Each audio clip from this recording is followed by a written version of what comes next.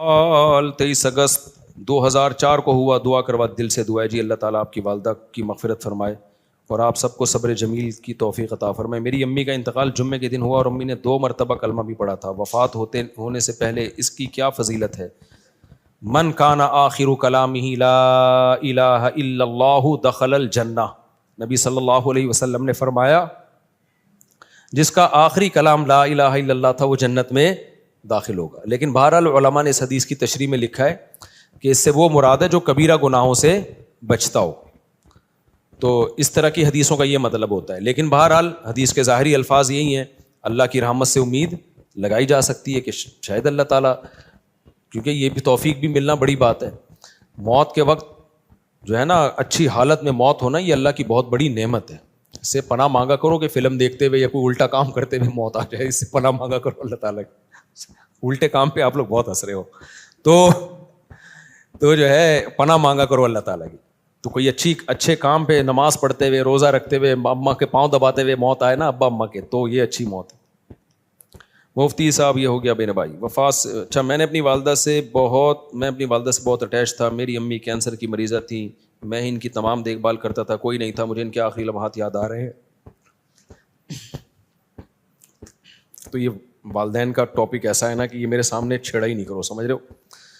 تو دیکھو یہ اب موت تو ہو گئی, لیکن آپ کے لیے بھی اچھی موت ہے کہ آپ نے والدہ کی خدمت کی آخری عمر میں.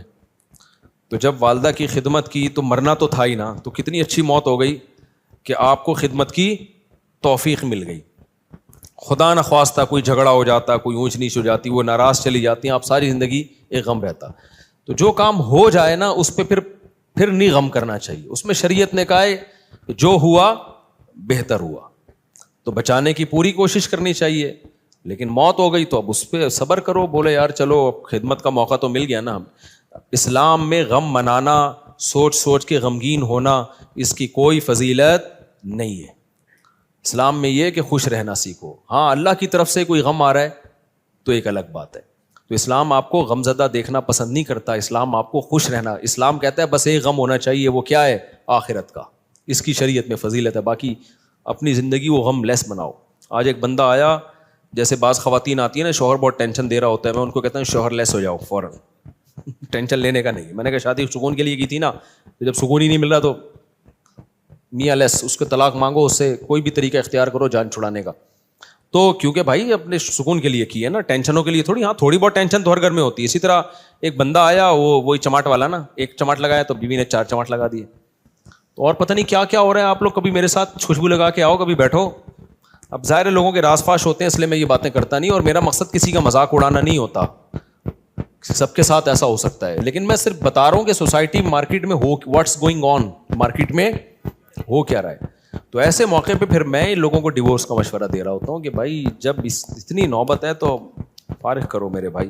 پھر صبر کا فائدہ نہیں ہے ایسے موقع پہ, کیونکہ شادی سکون کے لیے کی جاتی ہے. تھوڑی بہت ٹینشنیں ہر گھر میں ہوتی ہیں, لیکن ٹینشنوں کی بھی ایک لمٹ ہوتی ہے. کچھ بھی نہیں سن رہی, اپنے آپ کو ماتحتی نہیں سمجھ رہی ہے, تمہیں اس نے خانسامہ بنایا ہوا ہے, اس کو سمجھانے کی ایک لمٹ ہوتی ہے. 6 مہینے اماں کے گھر بٹھا دو, شاید کچھ دن کے بعد ہدایت مل جائے, پھر بھی نہیں مل رہی تو بھائی تمیز سے علیحدگی اختیار کرو. تو وجہ اس کی ہے کہ اللہ نے ہمیں غمزدہ رہنے کے لیے پیدا بولو نہیں کیا. غم ایک ہی ہونا چاہیے, وہ کون سا ہے؟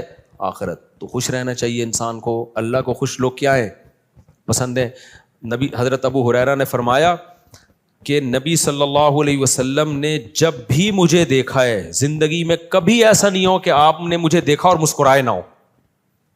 حالانکہ نبی کا غم سب سے بڑا غم تھا نا, امت کی فکر تھی, لیکن اپنے ساتھیوں کے ساتھ ایٹیٹیوڈ کیا تھا آپ کا؟ جب بھی دیکھتے مسکراتے. اور ہم لوگ کیا ہیں, جب بھی دیکھو ایسا لگتا ہے کوئی نیا ٹینشن چل رہی ہے اس کے ساتھ, نئی ٹینشن چل رہی. خوش رہنا سیکھنا چاہیے, سمجھ رہے ہو. مسکراتے چہرے سے ملا کرو, ٹینشن فری. امریکہ میں $10 کی ایک چھولے کی پلیٹ ملتی ہے صبح ناشتے میں نا, پراٹھے کے ساتھ, جو لوکل ہوٹل, جو پاکستانی کے ہوٹل. $10 کا مطلب پتہ ہے کیا؟ 2750. مہنگائی وہاں ہے میرے بھائی, یہاں نہیں ہے. یہاں تو چھولے کی پلیٹ فری میں آ رہی ہوتی ہے, پراٹھا خریدو بعض دفعہ ویسی فری میں ڈال کے دے دیتا ہے. آپ ڈالر پہ ترس رہے ہو, تو وہاں خرچہ بھی تو ڈالر میں ہی ہو رہا ہے, سمجھ رہے ہو. تو اس لیے پاکستانی کرنسی میں اگر کما رہے ہو تو کھا بھی کس میں رہے ہو؟ اسی میں. وہاں جاؤ گے تو ڈالر میں کماؤ گے تو کھاؤ گی بھی کس میں. میں جاپان میں جو فاسٹ ٹرین میں بیٹھا ہوں نا, میں یہ زوم آپ کرو انجوائے, اس کا ٹکٹ پتا ہے کتنے کا تھا؟ جب مجھے پتا چلا میرے وہ چھوڑ گئے. میں نے کہا ٹانگا گدھا رکشا صحیح ہے میرے بھائی, یہ بس دکھانے کے ہیں. لوگوں کی جائیدادیں بک جاتی ہیں ان ٹرینوں میں, بہت لگژری لوگوں کا کام ہے وہ, بس وہ ڈرائیور ہی بیٹھے اس میں. تو بہت مہنگائی ہے, تو آپ بہت مزے میں ہو. اور وہاں ٹیکس اتنا ہے, آپ کی اگر 40 لاکھ تنخواہ ہے نا, 1 کروڑ آپ کی اگر تنخواہ, ایک مثال دے رہا ہوں تاکہ کیلکولیشن آسان ہو, تو 43 لاکھ روپے ٹیکس میں دینے ہیں آپ نے. یہاں اتنا ٹیکس تھوڑی ہے. پھر لوگ اس پہ خوش ہوتے ہیں, ہم ٹیکس دے رہے ہیں لیکن علاج ہمارا فری میں ہے, بچوں کی تعلیم ہماری فری میں. فری میں کہاں ہے؟ 43% تنخواہ کاٹ لی تم سے انہوں نے, اب تمہیں فری میں تھوڑی دے رہے ہیں. آپ کی گورنمنٹ یہاں جتنی مرضی کرپٹ ہے, میں کوئی یہ نہیں کہہ رہا بہت نیک گورنمنٹ, جیسی مرضی ہے, اتنا ٹیکس نہیں ہے میرے بھائی. تنخواہ پوری آ رہی ہے آپ کے پاس, تو اس میں آپ اپنے بچوں کی فیس بھر لیتے ہو, وہ اتنی نہیں ہوتی, 43% نہیں ہوتی, وہ سمجھتے ہو, آپ کے سارے خرچے نکل رہے ہوتے ہیں. نہیں آ رہی میرا خیال ہے بات. اور پھر زکاتیں بھی لوگ دے رہے ہوتے ہیں, تھوڑے سے گھننے بن جاؤ, اگلا پوری جائیداد نکال کے دے دیتا ہے. یہاں تھوڑا سا گھننا بننا آنا چاہیے, بس یہاں پریکٹس کرو تھوڑی سی. تو اس لیے اتنا ٹینشن والا بات نہیں. ہم کیوں وہاں جا کے فوراً واپس آتے ہیں؟ مزہ ہمیں کہاں آتا ہے؟ بہت اچھے کنٹری ہیں, امریکہ بہت اچھا ہے, جاپان بہت اچھا ہے, مزہ ہمیں کراچی میں ہی آتا ہے. اور یہ جو میں نے ابھی بیان میں کہا نا کہ خاموش, بالکل خاموش, یہ 4 دن خاموشی اچھی لگتی ہے, اس کے بعد کاٹنے لگتی ہے. یہاں ریلیشن ہے, آبادی ہے, ایک بندہ پنجاب والا ملے گا, ایک پشتو والا ملے گا, ایک بلوچی ملے گا, ایک فلانا, ایک میکینک ملے گا, ایک فلانا ملے گا, ایک ڈاکٹر ملے گا, ایک سائنٹسٹ ملے گا, ایک سیاستدان ملے گا. ہر آدمی ہوٹل میں بیٹھ کے ایسے لگے گا یہاں سارے ہی پہنچے ہوئے لوگ ہیں, گپ شپ کا ماحول ہے. یہ سب کچھ وہاں پر نہیں ہے. خاموشی خاموشی خاموشی. ابے 4 دن تک خاموشی اچھی لگتی ہے, اس کے بعد میں نے کہا یار کوئی تھڑے نہیں ہے یہاں پہ, کوئی تھڑے ہوں یہاں پہ, کوئی بیٹھے ہوئے ہوں, کوئی بیٹھک ہو, کوئی گپ شپ ہو نا, ختم. تو ایک رشتے داروں میں ہوتی ہے وہ بھی رشتے بھی کیا ہو رہے ہیں, ختم ہوتے جا رہے ہیں, وہ بھی شارٹ ہوتے جا رہے ہیں. تو بس ہر آدمی انڈیویجولی لائف گزار رہا ہے, تو ایسے تھوڑی, تو ایسے تو زندگی کا سکون تھوڑی ملے گا. تو بہت سی چیزیں ہمارے یہاں پازیٹیو ہیں میرے بھائی, بس دعا کرو ہمارے یہاں صفائی ہو جائے اور لا کچھ قانون مضبوط ہو جائے, تو ہم ان سے اب بہت آگے ہیں. یہ 2 ہی چیزیں نہیں ہیں, اور یہ 2 ہی انہوں نے بیڑا غرق کیا ہے ہمارا. لیکن جب وہ تو بیڑا گورنمنٹ نے غرق کیا ہوا ہے نا, ہم تو خوش رہنے پر اللہ نے ہمیں پابندی نہیں لگائی. تو آپ اسی کو انجوائے کرو. دیکھو اب کراچی میں برساتی کھڈے کتنے ہو گئے نا بارش ہوتے ہی. اچھا کلائمیٹ ایسا چینج ہوا ہے کہ بارش بھی عجیب قسم کی ہو رہی ہے. ادھر آ رہا ہے کہ جی سمندری طوفان آ رہا ہے, اور واقعی آیا ہوا بھی ہوگا. اس کے پڑوس والے علاقے میں نلکے میں بھی پانی نہیں ہوگا. وہ کہہ رہے ہم تو سمجھ رہے تھے پورا طوفان آ رہا ہے, پانی پانی ہو رہی, ادھر نلکے میں بھی پانی نہیں ہے. عجیب کراچی کا وہ, یعنی بارش ایسے ہو رہی ہے, انڈا موڑ پہ ہو رہی ہے, کلندری چوک پہ نہیں ہو رہی. عجیب ہی سیٹ اپ چل رہا ہے. تو انجوائے کرو اس کو. تو وہ دیکھو کتنے کھڈے ہیں نا, وہ ٹک ٹاکر نے کیسا انجوائے کیا کراچی میں بارش میں. جو کھڈے اتنے بات پہ آپ کو چھلانگے مار کے, تو وہ اس نے اولمپک کی تیاری کر رہے ہیں نا گھر میں, لمبی لمبی چھلانگے مار رہے ہیں. ماں نے پوچھا اولمپک کی, کہہ رہے بعد میں پتا چلا یہ کراچی کے کھڈوں کو کراس کرنے کی ٹریننگ لے رہا ہے. میں نے کہا چلو اتنی ٹینشن میں اس نے. تو اس لیے جس حد تک ممکن ہے خوش رہنے کی کوشش کیا کرو. اللہ کو غمزدہ لوگ پسند نہیں ہیں, ہر وقت دکھڑے, یہ ہو رہا ہے, فلانا ہو رہا ہے, ڈمکانا ہو رہا ہے. اور اللہ کو خوش لوگ پسند ہے. ہاں دکھ صرف ایک ہونا چاہیے, وہ کیا ہے بھائی, آخرت میں پتہ نہیں کیا بنے گا. اس کے علاوہ اللہ نہیں چاہتے کوئی دکھ ہو آپ کو. دوسری بات یہ کہ گھروں کے جھگڑوں کو بھی بڑھایا مت کرو. گھروں کے جھگڑوں کو, ہمارے ایک دوست تھے سفر میں, ان کا اپنی بیوی سے پھڈا ہو گیا فون پہ, طبیعت سے چل رہی ہے نا, تیری ایسی کی تیسی, وہ ادھر سے اس کو جواب آ رہا ہے, طبیعت سے پھڈا ہوا ان کا. اور اپنے دوستوں کو بھی بتا رہے ہیں میری بیگم نے یہ, ظاہر ہے سب کے سامنے ہو رہا ہے تو پتہ چلے گا نا دوستوں کو کہ یار کیا ہو گیا. بے یار میرا تیری بھابھی نے دماغ خراب کر کے رکھا ہوا ہے یار, یہ ہے ایسا نا. آدھے گھنٹے کے بعد نارمل بیٹھے ہوئے, چائے چل رہی ہے, گپ شپ چل رہی ہے گھر میں, بیگم اور بیگم, وہ میں آ رہا ہوں پرسوں. وہ دوست نے پوچھا ابے آدھے گھنٹے پہلے تو ایسا لگ رہا تھا کہ طلاق ہو جائے گی تم دونوں میں, ابھی تھوڑی دیر میں ایسا لگ رہا ہے کہ کوئی مسئلہ ہی نہیں ہے. تو اس نے کہا یار میری عادت ہے 15-20 منٹ کے بعد پھڈے کو میں بھول جاتا ہوں, فنش. واقعی یہ جن لوگوں کی عادت ہو نا وہی خوش رہ سکتے ہیں اس زمانے میں. اور جو ناک پہ مکھی بٹھا کے رکھتے ہیں نا اور دل میں لے کے بیٹھ گئے اس نے یہ کیوں بولا تھا, ابے بھائی جو بولا تھا بول دیا, ختم کر, جب سنا دیا اس نے بھی سنا دی, اس نے بھی سنا دی, ختم, قصہ ختم, چلو بھائی دوبارہ سے جیسے انجوائے کرو لائف. اور لوگ کہتے ہیں بھی تنبیہ تو ہوئی نہیں, نہ جب یہ پھڈا ہوتا ہے نا اگلے کو خود تھوڑی سی تنبیہ ہو جاتی ہے. آئندہ وہ بولنے سے پہلے اس کو بھی پتا ہے, آپ کو بھی پتا ہے کہ میں یہ بولوں گا اس کی دکھتی رکھ پہ پاؤں رکھ دوں گا میں, وہ یہ بولے گی تو میرے کھوپڑی گھومے گی. تو دونوں تھوڑا تھوڑا ایک دوسرے کی کھوپڑی کا احترام آہستہ آہستہ شروع کر دیتے ہیں. خود ہی شادی شدہ آدمی کی زندگی ایک مینجمنٹ خود بخود آ جاتی ہے.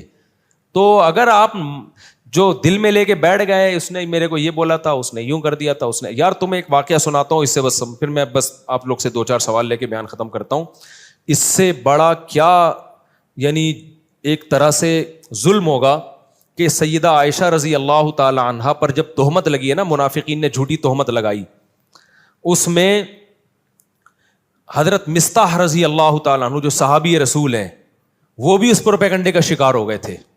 وہ بھی منافقین کی باتوں میں آ گئے اور انہوں نے بھی حضرت عائشہ کے بارے میں یہ منافقین سے سن کے الفاظ کہے. حضرت عائشہ بیٹی کس کی ہیں؟ ابو بکر کی. آپ بتاؤ غیرت مند آدمی کو کتنا غصہ آئے گا نا. حضرت ابو بکر حضرت مصطح کے ساتھ مالی تعاون بہت زیادہ کیا کرتے تھے کیونکہ رشتہ دار بھی تھے اور غریب بھی تھے. جب حضرت ابو بکر کو پتا چلا نا میری بیٹی کے بارے میں انہوں نے یہ الفاظ کہے ہیں, تو حضرت ابو بکر نے قسم اٹھائی کہ آج کے بعد 1 روپیہ نہیں دوں گا. یعنی میں خرچ کر رہا ہوں ان پہ اور میری بیٹی پہ یہ بھی تہمت میں شریک ہو گئے. بعد میں جب قرآن کی آیتیں نازل ہوئیں, حضرت مصطح نے توبہ کی اور بہت گڑ گڑائے اللہ کے سامنے, توبہ کی. لیکن ابو بکر رضی اللہ تعالیٰ عنہ قسم اٹھا چکے تھے ان پہ میں خرچ نہیں کروں گا, میں نہیں خرچ کروں گا ان کے اوپر. لہذا انہوں نے کہ بھائی ٹھیک ہے آپ نے توبہ کر لی لیکن یہ ہلکا جرم تو نہیں ہے نا. کتنی بڑی شخصیت بھائی, سیدہ عائشہ نبی کی زوجہ بھی ہیں اور ابو بکر کی بیٹی بھی ہیں. تو نبی نے بھی معاف کر دیا ان کو. کتنا بڑا ظرف یار بھائی, جب گڑ گڑا لیے توبہ کر لیے تو معاف کر دیا. کیونکہ نبی کے سامنے بڑا ویژن ہے نا. جو چھوٹے یعنی گھروں میں چھوٹے چھوٹے جھگڑوں کو لے کے لمبے چلتے ہیں نا, وہ دنیا میں کوئی بڑا کام نہیں کر سکتے, وہ بس انہی میں الجھ کے رہ جاتے ہیں. تو نبی صلی اللہ علیہ وسلم نے تو معاف کیا ہی, ابو بکر نے معاف نہیں کیا. انہوں نے کہا ٹھیک ہے میں کوئی انتقام نہیں لے رہا لیکن جیسے میں پہلے خرچ کرتا تھا نہیں کروں گا خرچ. سورہ نور کی آیتیں نازل ہوئیں, وَلَا يَأْتَلِ أُولُو الْفَضْلِ مِنْكُمْ وَالسَّعَةِ أَنْ يُؤْتُوا أُولِي الْقُرْبَى وَالْيَتَامَى وَالْمَسَاكِينَ. فرمایا اللہ تعالیٰ نے کہ تم میں جو قرابت دار ہیں تو جن لوگوں نے ان پہ خرچ نہ کرنے کی قسم اٹھائی ہوئی ہے وہ اپنی قسموں کو توڑ دیں. الا تحبون ان یغفر اللہ لکم, کیا تم چاہتے نہیں ہو کہ اللہ تمہاری غلطیوں کو بھی معاف کرے. یعنی تم یہ چاہتے ہو نا کہ اللہ تمہاری غلطیوں کو بھی معاف کرے. یہ کس کو تنبیہ ہو رہی تھی؟ ابو بکر کو. اللہ نے نام نہیں لیا. اللہ میاں بھی کیسی دیکھو نصیحتیں کرتے ہیں نا, عزت کا خیال کر کے جنرلی بتا رہے ہوتے ہیں کہ کوئی کسی رشتہ دار پہ خرچ کرتا تھا اور قسم اٹھا لی ہے کہ نہیں کروں گا, تو وہ قسم توڑ دے اور خرچ کرنا شروع کر دے, معاف کر دے. وَلْيَعْفُوا وَلْيَصْفَحُوا, چشم پوشی سے کام لیں, درگزر کرے. الا تحبون ان یغفر اللہ لکم, کیا تم نہیں چاہتے کہ اللہ بھی تمہاری غلطیوں کو معاف کرے. جب یہ آیت نازل ہوئی ہے ابو بکر نے کہا کیوں نہیں ہے اللہ, میں چاہتا ہوں تو میری غلطیاں معاف کر. یعنی اگر میں ان کو معاف کروں گا تو کل تو قیامت میں میری غلطیاں بھی معاف کرے گا, تو کیوں نہیں معاف کروں گا میں. کتنی بڑی غلطی کو معاف بھی کیا اور دوبارہ حضرت مصطح کو پر صدقہ کرنا شروع کر دی. تو جو آدمی معاف نہیں کرتا نا, بغض رکھتا ہے, وہ ڈپریشن اور ٹینشن میں رہتا ہے. اور جو دماغ کو صاف اور پاک کر کے سوتا ہے کہ یار جو تھا قصہ ختم, تو وہ ڈپریشن سے آزاد ہوتا ہے. تو ہم لوگ جھگڑوں کو لے کے بیٹھے رہتے ہیں اتنے لمبے لمبے, کس نے میرے کو یہ بولا تھا, اس نے میرے کو یہ بولا تھا, اس نے مجھے یوں کیا تھا. ابے چھوڑ دے یار, ٹھیک ہے اپنے آپ کو بھی ریلیکس کر, دوسرے کو بھی ٹینشن سے باہر نکال. تو اس لیے میرے بھائی خوش رہنا سیکھو, اور جس آدمی کے دل میں کینہ ہو, بغض ہو, چیزوں کو لے کے بیٹھتا ہو, وہ کبھی بھی خوش نہیں رہ سکتا, جلتا کڑتا ہی رہتا ہے, منفی باتیں ہی کرتا رہتا ہے. تو دل کو صاف رکھنا چاہیے انسان کو تاکہ آگے چلے, پھر وہ آگے کے کام کر سکے. انہی میں الجھ کے رہ جائے گا نا. ایک کسٹمر نے یوں کر دیا تھا تو اس کو سنا دی, وہ کسٹمر ہی مارکیٹ سے شارٹ ہو گیا, کاروبار اپنا ٹھپ ہو گیا.